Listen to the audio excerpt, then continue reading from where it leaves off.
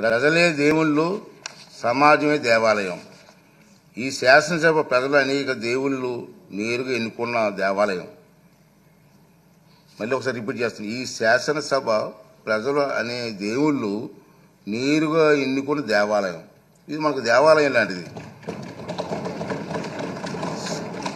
స్పీకర్గా నా బాధ్యత ఈ దేవాలయానికి నేను పూజారిగా పనిచేస్తున్నాను మాత్రమే.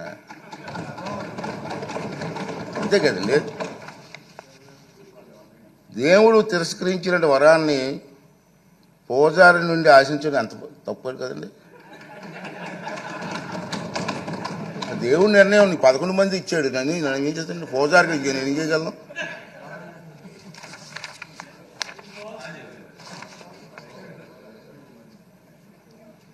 ఈ నియోజకవర్గాల్లో ప్రజలు ఈ సందర్భంగా వాళ్ళ సభ్యులు కూడా రావట్లేదు, చూస్తూనే ఉన్నారు. ఈ సందర్భంగా సభకు దూరంగా ఉంటున్న సభ్యులకి నా విజ్ఞప్తి ఏంటంటే, మీ నియోజకవర్గాల్లో ప్రజలు మీకు ఇచ్చిన గౌరవాన్ని, బాధ్యతను గుర్తు చేసుకోండి.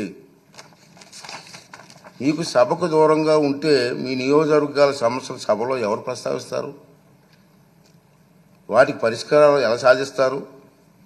ఈ బాధ్యతను గుర్తించి మిమ్మల్ని నమ్ముకున్న మీ ప్రజల గొంతు వినిపించడానికి సభకు హాజరు కావాలని రాజ్యాంగం మీకు అప్పగించిన బాధ్యతను సమర్థవంతంగా నిర్వహించాలని విజ్ఞప్తి చేస్తున్నాను.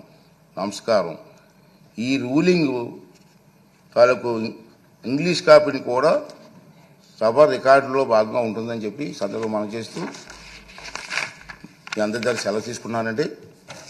ఈ రూలింగ్ ఇవ్వాలనే ఉద్దేశంతో దీన్ని తెర వేయాలి. ఎక్కడో తెర వేయకపోతే పబ్లిక్ అందరికి తెలియాలా.